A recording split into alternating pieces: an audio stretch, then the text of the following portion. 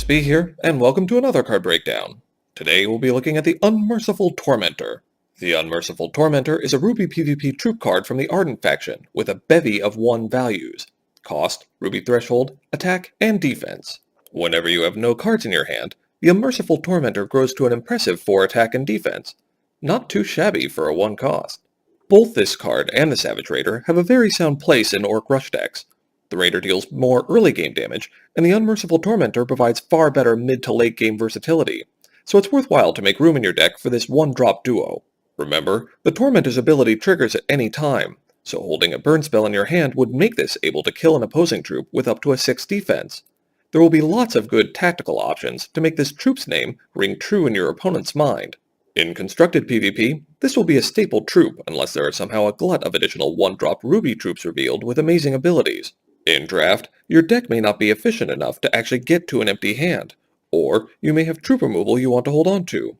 In these situations, the Tormentor's ability may never trigger, making this card only worthwhile if your deck can support it. Looking at PvE, the boots are nearly worthless, as from turn 1 when you could play the Unmerciful Tormentor to mid-game, you'll likely not be able to trigger the ability. A 1-1 troop which provides versatility from mid-game onwards is not something you want ramming into your opponent, so the optimal window to make use of speed is very small, and not something you want to use an equipment slot for. Understandable, since the boots are only common rarity. The weapon is an atrocious case of poor returns for card disadvantage. If you could think of situations where cards in your deck would make using this ability on a consistent basis seem worthwhile, it's likely those cards shouldn't be in your deck to begin with.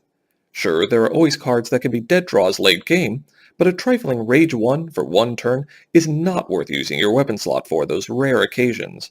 A pity though, because the name Scythe of the Black Skull has a very cheery ring to it.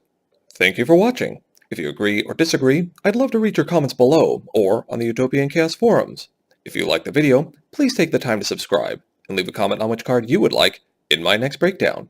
Hope to see you in Hex for some good games and good times.